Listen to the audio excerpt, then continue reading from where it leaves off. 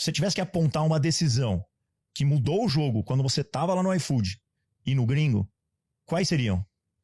A do iFood é mais fácil. Foi, pessoalmente falando, foi quando eu entendi que eu precisava me tornar um líder. Porque eu comecei como programador, né? E eu criei uma empresa de desenvolvimento de software. Então, minha carreira ela era mais técnica. E dentro do iFood eu precisava liderar um time. Então, eu tive que largar a mão do código, embora eu adorasse. Então, foi uma decisão importante que eu lembro que aconteceu, porque a gente precisava ir para um nível de complexidade que não dava mais. Ou eu tinha que escolher, ou eu virava um especialista ou um líder de fato. Eu estava tentando equilibrar os dois pratos até então, e essa foi uma decisão muito boa. E uma coisa que eu sempre falo pro pessoal às vezes você tem que abrir mão daquilo que você ama para você ir pro próximo nível. Foi o meu caso. Mas foi difícil, porque eu me conecto com você, porque eu também comecei a minha história no Michael, eu programando a inteligência artificial, chatbot e tal. Só que a empresa começou a crescer e eu também tinha que sair dessa posição de programador. Para mim foi um pouco difícil. Eu concordo que aí eu assumi uma cadeira de CTO e CEO, mas eu ficava mais focado ali ainda em fazer o negócio acontecer com a parte de programação. Eu tive uma certa resistência. Para você teve resistência também ou foi fácil? A resistência foi absoluta. Eu explicar como que eu fui eliminando esse vício. Primeiro eu comprei um outro computador e não instalei o ambiente de desenvolvimento. Então eu me proibi de fazer, não tinha como. Daí você acha que curou? O que eu fazia? Eu sentava do lado do programador. Era presencial, né? Daí eu sentava do lado dele e ficava enchendo o saco. Falou, aqui tá errado, tem que mexer aqui, ali, acolá. Daí depois eu desmamei mais um pouco, eu fui pra validação de código só. Então o time fazia o que queria, mas na fase final eu entrava lá e... aqui vai dar errado. Ficava palpiteiro lá. Daí depois, por fim, eu entrei numa parte só de arquitetura, bem macro, e então eu me tornei o líder que precisava. Então eu fui me afastando do código, por assim dizer. Bom, que bom. Então não foi só difícil para mim. Para você também foi difícil, mas você conseguiu. No final também eu acabei conseguindo. Mas é difícil, porque quando você fala de uma empresa de tecnologia, que nem o iFood, que nem foi o Michael, a gente se preocupa com a tecnologia, né? E a tecnologia é o que? Até então era o principal recurso que tinha que estar funcionando.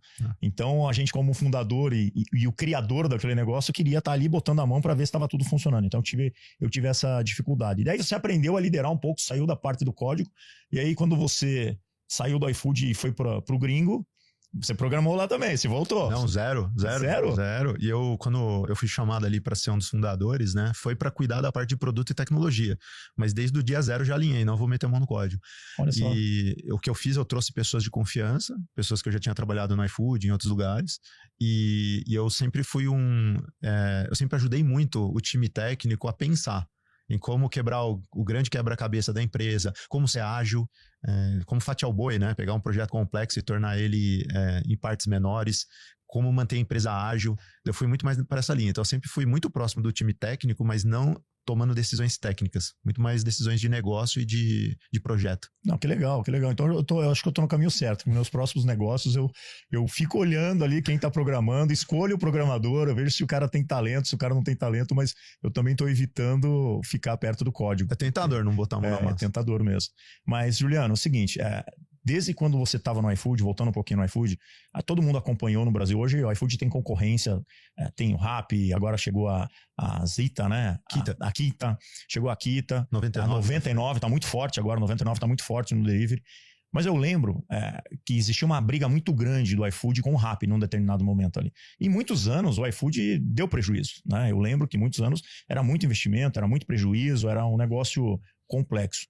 Na sua visão, até você ter saído de lá, o que foi a virada de chave do iFood para ele conseguir ganhar o mercado, superar Rappi e dominar praticamente o mercado e começar a entrar no break-even e ter resultado? Tá, começa um pouco antes da Rappi essa vitória, por assim dizer, do iFood, em que a gente dominou o mercado. Existiam mais de 50 empresas de food delivery no Brasil. Elas eram locais. Então, imagina que tinha um player forte no Rio de Janeiro, Curitiba, São José do Rio Preto. Cada cidade pequena e média e grande tinha um player. O que a gente fez? A gente criou uma tecnologia muito boa e a gente consolidou o mercado. A gente saiu fazendo M&A. Então, o iFood ele é resultado da compra de mais de 35 empresas. Então, foi isso que fez o mercado convergir para uma única empresa. A outra coisa que foi muito relevante, a gente foi o primeiro a criar um aplicativo. Então, a gente enxergou uma tendência, não era óbvia, porque o smartphone tinha acabado de surgir, ele era um item de luxo, caro ainda, acesso à internet móvel mais caro ainda. Então a gente fez uma aposta, custou caro fazer o aplicativo, mas quando naturalmente ali o smartphone se tornou popular, a gente era o único que tinha esse canal de venda. E isso daí foi determinante para o crescimento exponencial da empresa. Então, eu diria que os 2 pontos principais foram esses. Foi acertar o timing de uma nova tecnologia e uma postura agressiva de M&A.